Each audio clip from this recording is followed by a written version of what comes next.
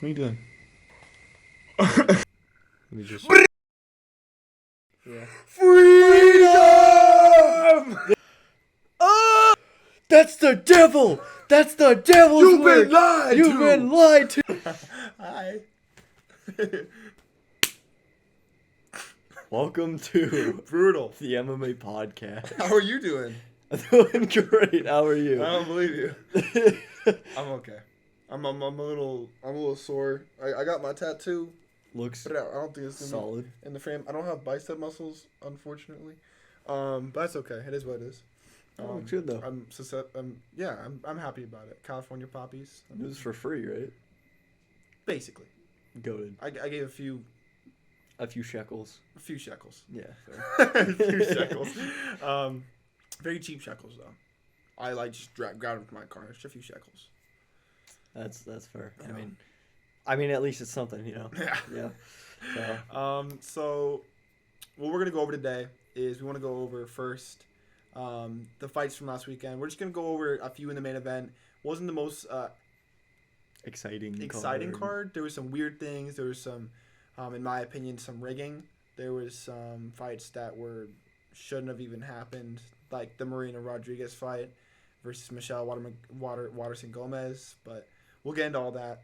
We'll start with that, actually. I want to go over Brian Battle first. I think Brian Battle did really good in his fight. He got dropped in the first round. I don't know if he was dropped, but he was definitely rocked. And he came back, had a great second round, and he's just improved. He was on the Ultimate Fighter. Mm-hmm. He was an Ultimate Fighter contender and actually won off the Ultimate Fighter. And he's the only Ultimate Fighter in the last maybe 3 or 4 years that I'm seeing that's actually has real talent. And that is doing well. He's doing really well. He's improved so much. That's good. He's a great fighter to watch. Yeah, because it's cool to see the Ultimate Fighter stuff, but I've literally never seen a single person. I don't know of anyone else who's come from it. You know, there's a few. I just can't even off the top of my head. That's my point. Yeah, you know, they're there. They're just Brennan right now. Really. He was on Tough. He never won Tough though. That's the thing. A lot of guys who win Tough don't really do a whole lot. But it depends. There's been champions from Tough. So okay, that makes sense. Forrest Griffin. There's others. But yeah. Let's go right before that though. Is it Ricardo Ramos? Fuck if I know. It's Ramos something. I'm upset with him because I really want him to win. I think he had better striking than Charles Jourdain, to be honest, and his spinning elbow is crazy. He's got great kicks, and he's really talented. And he never wrestles. And when he wrestles, he does really well at it. He puts his head on the inside, not on the shoulder. And he stuck his neck out about 6 or 7 times for Charles Jourdain to grab, which is super uncharacteristic of him. And you were saying he basically would he was in a good position, and then all of a sudden he kind of just went like that. He would stick his neck out. And then Charles Jourdain would grab it and grab it and grab it. And I think it was rigged. I think he had someone bet submission Charles Jourdain first round and put thousands of dollars on it. So it was all in one round. It was in the first round. That's crazy. Yeah, 7 times in the first round. Yeah, he got 2 takedowns, and both times he would it would go back up, and he'd stick his neck just right back into his guard. And I'm like, he's baiting a guillotine. I was watching it, and I found out. I was like, there's no way it's not rigged. And then I looked at all the comments after. They're like, it's fucking rigged. I mean, there's no official statement, but to me it looked really obvious, or Ricardo Ramos is a fucking idiot. So either or, pretty disappointing. He might have been out of it. I mean, a lot of people said Izzy was going to win, so. Yeah, but that's not rigged. No, I know. I'm just saying he could have just been out of it, but, you know. I didn't see the fight, so I'm not going to really say much, but you are right, though. It sounds like something's really fishy. You know? Yeah. So from there, Marina Rodriguez and Michelle Waterson Gomez. I always say Waterman for some reason. The karate hottie, she's called. She's pretty attractive. She's very attractive. I was going to say young lady, but she's a little bit older now. She's 38, 39. Jeez. It's time for her to retire, by the way. Damn. Damn. No, it is definitely time for her to retire because holy shit, she got brutalized.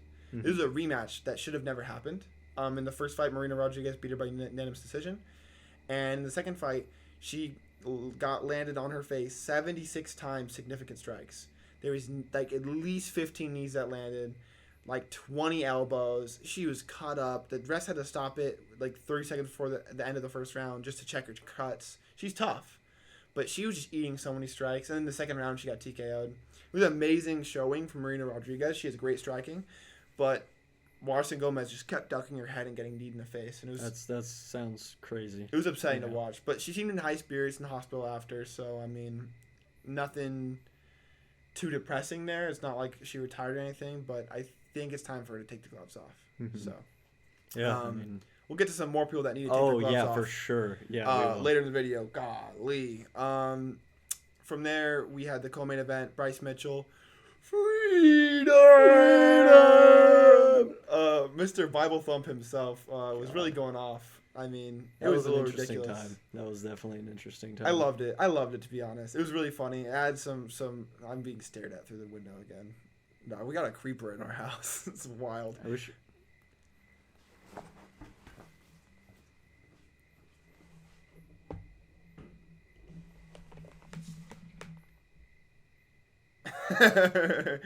Imagine you're just like a little kid and you're walking down a hallway and you turn into a dark room. It's just in the fucking doorway, you just see this dark figure just waving at you. Oh, fuck. The announcements, right? Real quick, I still want to talk about Bryce Mitchell.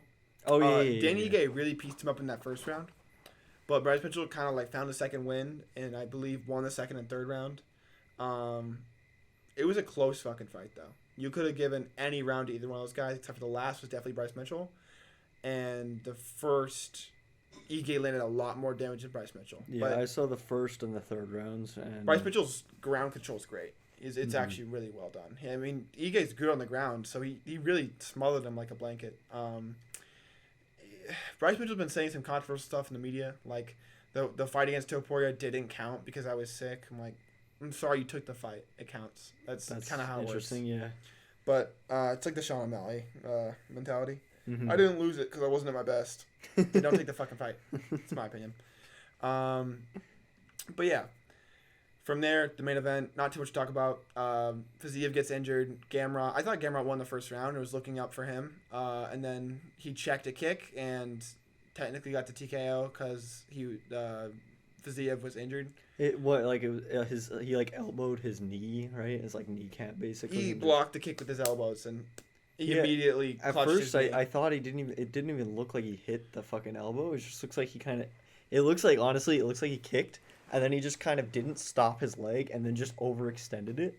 That's what I thought it was at first. It could have been he hit the elbows and then that's what hyperextended it. Maybe that's because it just looked. I did see his fucking leg go like, and I was like, oh, that's uncomfortable.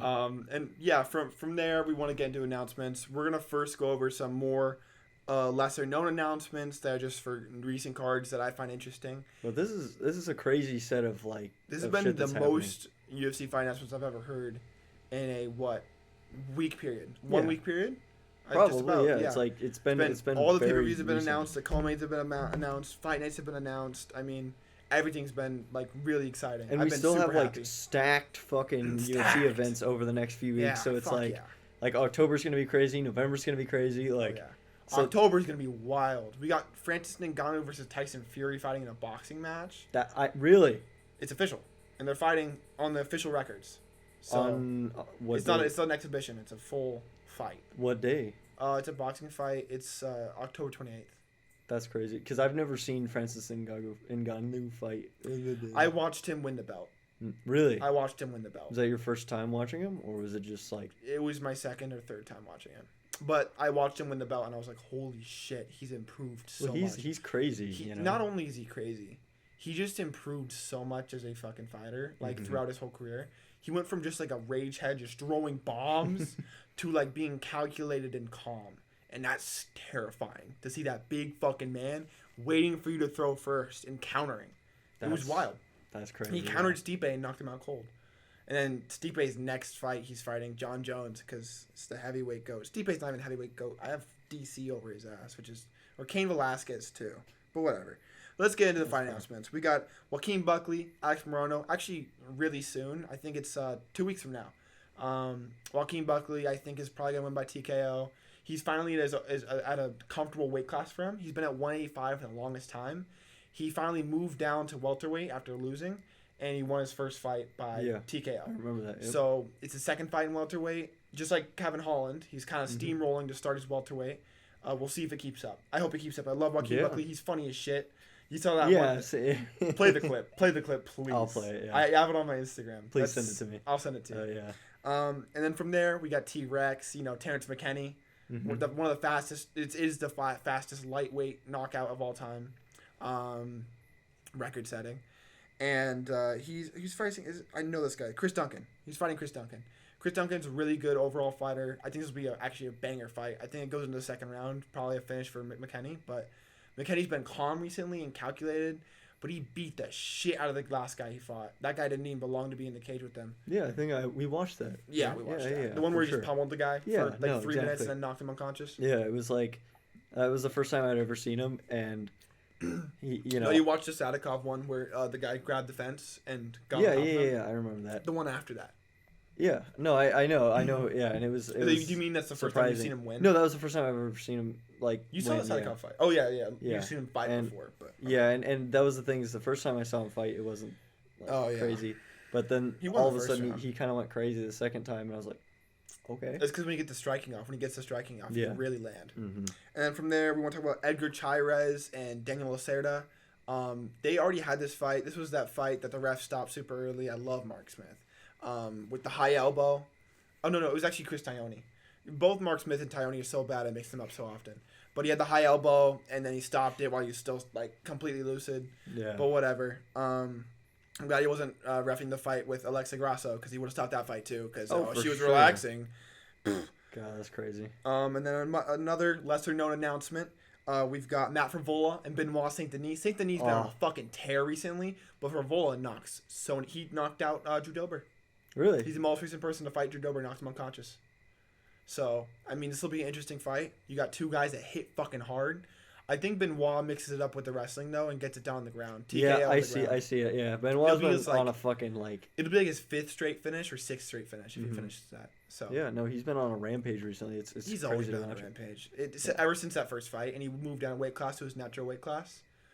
I mean, you can't beat that guy. I think he's a really special talent. I mean, the striking with the power and the speed and the wrestling, it's just, he's the full package. I think he'll be a top 5 for lightweight in the next 3 years. I could see it happening. Yeah, no, it's crazy. He's insane. Yeah. From there, Khalil Roundtree, the most violent UFC fighter on the whole fucking roster, versus Azamat Murzakanov. Murzakanov's undefeated and basically steamrolled every person he's fought in the UFC. Tafon Nachakwi. There's some other guys too, but most notably to me, Tafon Nachakwi knocked him out in the last round. And Khalil Rountree's going to have his hands full, but Khalil's so violent, I think he gets it done again. I think he gets a knockout, maybe 2nd or 3rd round. Well, I think, what was his last fight? Khalil? Yeah. Because I think we watched that. It was another knockout. Yeah, and I think I just watched him obliterate someone immediately, and I kind of was sad because I didn't get to really see him go. It's kind of what Khalil does. Khalil just obliterates people. I just remember kind of seeing it happen and being like, because you hyped him up to be super violent, and then he was violent, but it just wasn't for that long, and I just didn't get to see him put the works on somebody. Beat the fucking living shit out of someone. It's fun to watch with Khalil. It's really fun because he's such a talented Muay Thai striker and he's so big. Mm-hmm. From there, we get the undefeated Michael Morales versus Jake Matthews. Both these guys are long, rangy, and have great boxing. This is just going to be a fun fight overall. I could see it going either way. I hope Michael Morales wins. He's I think he's the first Ecuadorian fighter, or it's Colombian. I'm so bad with the Latin states. I'm sorry. But he's one of the first. ADHD brain go burr. But yeah, that'll be a really fun matchup.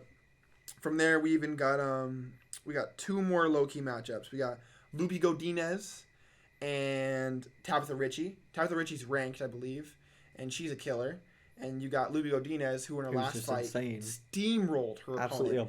But now you got 2 insane wrestlers in the same card. They're both amazing at wrestling. Well, last time Lupi got put against someone who definitely was should not have been put against her. So Lupi, of course, mauled her. So I am curious to see how it goes. It'll be a good test for her. It'll be a really good test for her. And we also got Sean Brady versus Kelvin Gastelum.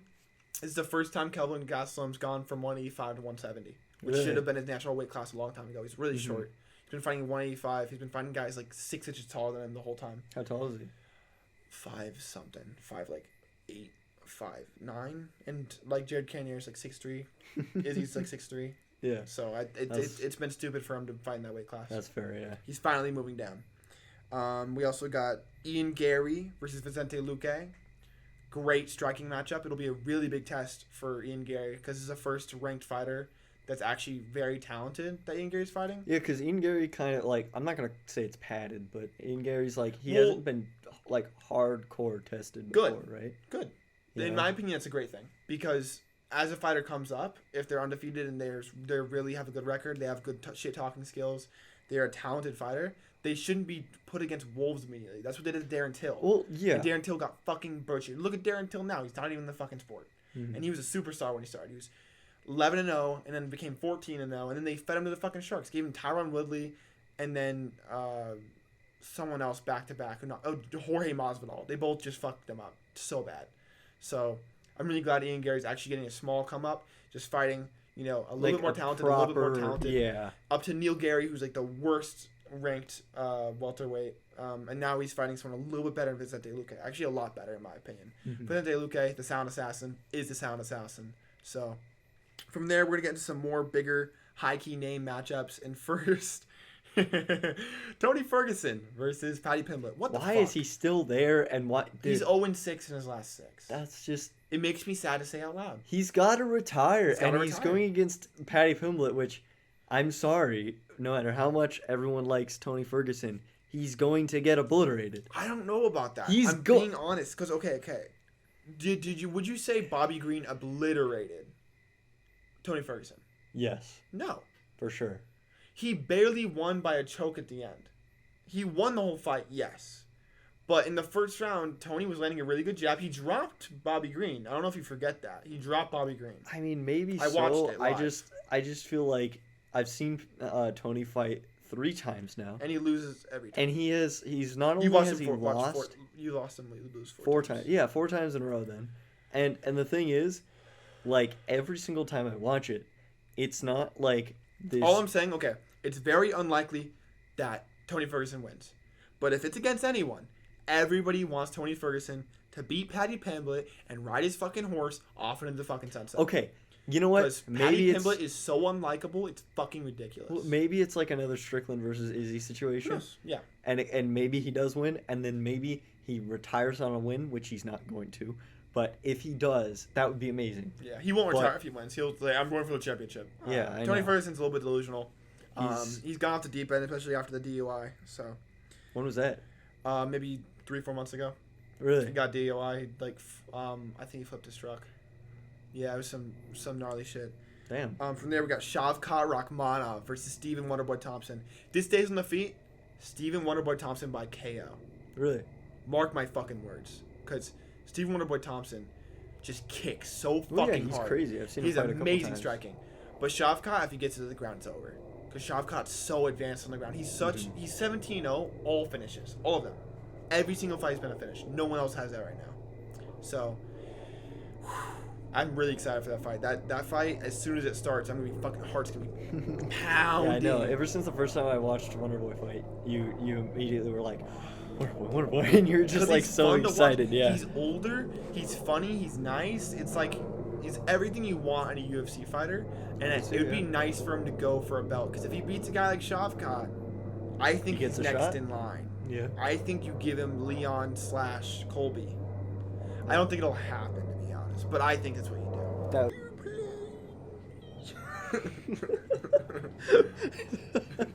Dude, I wish I got the clip of you like facing that way and doing it. You're like, your fucking lips were sticking out. Okay, next we got Jared Cannonier, Roma Delidze. I think Jared Cannonier, after his last fight, did you watch the fight where he pieced up Marvin Vettori? I believe so. 250 strikes and like almost knocked him out like 8 times. Yeah. He's gonna murder a guy like Roman Dolidze, and Roman Dolidze has it coming. I do not like Roman Dolidze. He most recently lost to Marvin Vettori, and it made me so happy to watch him lose because he's such a scumbag piece of shit. He thinks he's a god. Yeah. He's the guy who cheated on. He didn't cheat. He helped the one OnlyFans girl who was husband or wife to JP Buys. The guy that lost like 0-4. Well, the coach? I don't think he was a coach, but he did the cheating thing. So yeah, because fuck Roman Dolidze. So that was the one where he was like he lost. His coach cheated, or his coach basically stole his wife. So he lost both his coach and his wife at the same time. Like right before. And then went 0-4 in the UFC. Yeah, exactly. R.I.P. JP guys. Holy fuck. Oh, I feel bad for him. Damn. Pure depression. Next in the announcements, we got Davidson Figueiredo and Rob Font. This will just be a banger. They both have amazing striking, but if Davidson gets to the ground, I think he strangles him. Because Rob Font has shown a very large weakness on the ground, especially against Corey Sandhagen most recently. Corey Sandhagen butt-fucked him for 5 straight rounds. But Sandhagen had torn tricep when he did it. So. Oh, I remember that. Yep, I remember that. That's why he was grappling. He couldn't really throw a punch with that arm. So we'll see how Rob Font adjusts. This will be Davidson Figueiredo's debut in 135. Because he's been a 125 champion for as long as I can remember. So it'll be interesting to see how it plays out. Yeah, no, I'm excited. And then from there, speaking of the flyweight division, Alexandre Pantoja and Brendan Royval. Just a fun matchup. Royval's exciting. He gets a lot of finishes, a lot of wins. He's already challenged for the title a few times before. And this will be another fun matchup. Yeah. Just overall exciting. I think Pantoja takes it. Probably a TKO, maybe 3rd or 4th round. That's my opinion. Pantoja was pretty crazy. Pantoja's really fucking talented. Yeah, we watched him beat I think he lost to Moreno in my opinion. I kind of think he did too. I'm not going to lie. Especially since he hugged the whole last round. It kind of showed where his gas tank was. Yeah, and I felt really bad because I wanted Moreno to win. And I hope Moreno kind of goes back in and, gets another shot at some point. Me too. And I have a feeling that maybe after this and maybe after Moreno fights again, if Moreno wins and Pantoja wins. Maybe it's a rematch, or if Pantoja loses, that'll be then he gets the 2 and only quadrilogies. What do you mean? Because Brendan Moreno has the only quadrilogy in history against Davis Figueiredo, and Alexandre Pantoja and him have already fought 3 times in the UFC. You're right. I forgot that was the 3rd time. Yeah, it'll be the 4th time. So you'll have 2 quadrilogies. He only fights 2 people. How do you fight someone 4 times in a row? That's crazy. Not in a row. I know. But you mean just generally? In general, which is crazy. Like that's insane. And then it's because the skill level is just so high. And it's also, I think the difference between the skill is so it's like the minute differences matter so much versus you get someone like John Jones absolutely dominating their weight class with. You almost just knocked my camera over. No, I just don't want to talk to you. I'm fucking pissed. Hey. You just told me, okay, John Jones had a dominant reign in the lightweight division at some point, light heavyweight division. But he did. That's my point. No, he didn't. Because at some point. But you can't say his whole reign was dominant because there is multiple fights he fucking lost. He lost against Alexander Gustafsson. He lost against fucking Dominic fucking Reyes, who's not fucking good. And it makes my blood boil that he never has a loss on his record. All right, you know what? Someone's a little better. Sean Strickland. All right. To the next announcement, Colby Covington and Leon Edwards. Holy shit! It's finally booked. This took way too fucking long. Last fight of the year in December. It took way too fucking long. What the fuck, guys? I mean, shit. It's the main event. I'm excited for it, but it took way too long to book. They both have been super inactive. Colby hasn't fought in a year and a half. For Christ's That's sake. Exactly, dude. Welterweight is so inactive. The only guy who's active in welterweight is Shavkat Rakhmonov. Mm-hmm. God, I love Shavkat. Dude, feed Bilal Muhammad to Shavkat Rakhmonov right this fucking second. Dude, I want to get Bilal Muhammad out. Forget the name, Bilal Muhammad. Fucking Bilal Melatonin Muhammad. No, but feed him to the fucking shark, Shavkat Rakhmonov. That'd be such a fun fucking thing to watch. It'd be fun to watch him just crumble. His whole life, his whole livelihood. For sure. I hope he gets. No, I think Bilal's actually a decent human being, but he's so fucking boring as a fighter.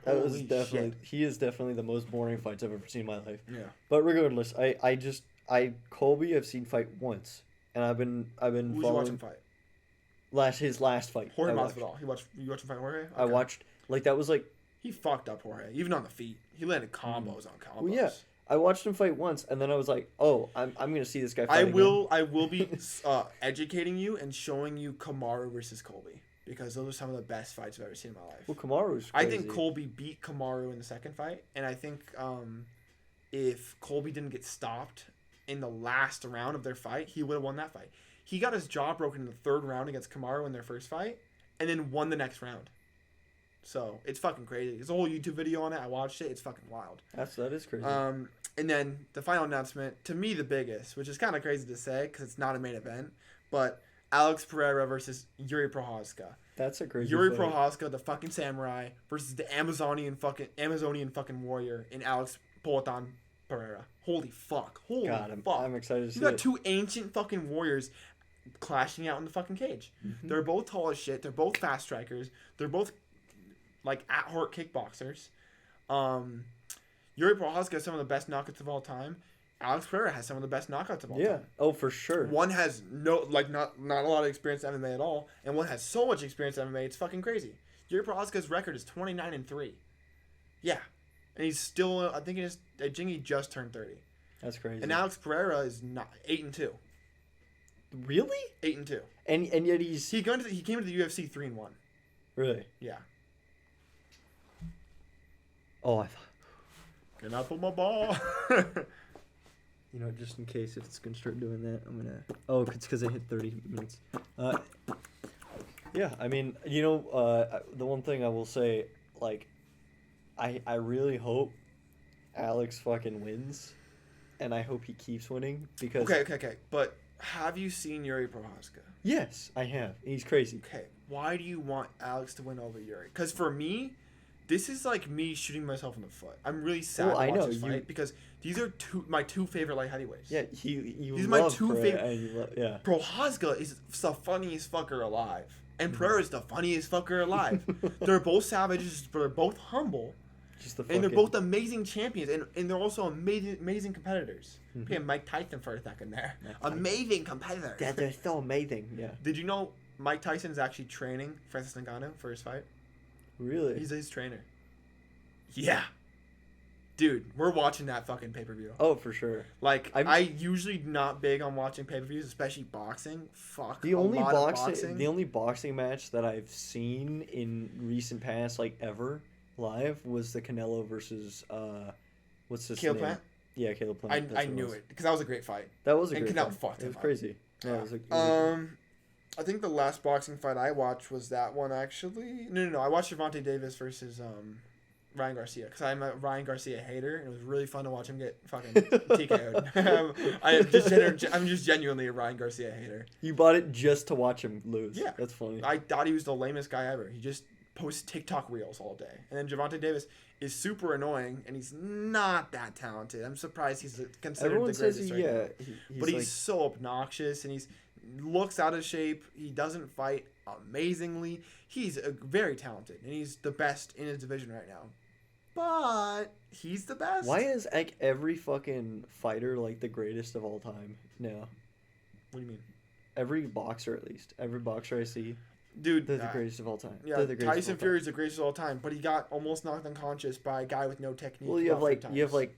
I know there is different weight classes and stuff, but and he lost against Deontay Wilder in the first fight. Don't fucking at me. I just feel like, you know, you have all these different fighters that are the greatest of all time, and I'm like, well, people like their fighters, and there's also recency bias. It's a really big thing. For sure. Think about watching someone be great, and everyone's like, "Wow, he must be the greatest." Well, but they don't remember Mike Tyson. They don't remember Sugar Ray Robinson. They don't remember Sugar Ray Leonard. They don't remember so many fucking amazing legends. Yeah. George Foreman. They always say pound for pound, which is how I know it's not like a... Because if they said, oh, he's the greatest heavyweight and he's the greatest light, you know, like certain things like There's that. There's arguments for that. But that... Like you can say, like for example, MMA, right?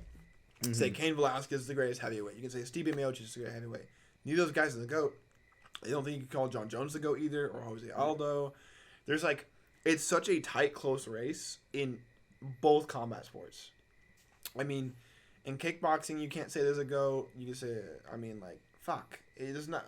In Muay Thai, you can't say there's a GOAT. You can say there's a lot of fucking guys out there that do their sport and they're amazing at it, but no one's out glaringly the best. Like, even in football, no one's out glaringly the best. Even in NBA, no, I think it's Michael Jordan, but like it's still close because there's LeBron, there's other fucking amazing fucking athletes. People, yeah. The only sport I can think of where there is a GOAT, like decidedly, is hockey.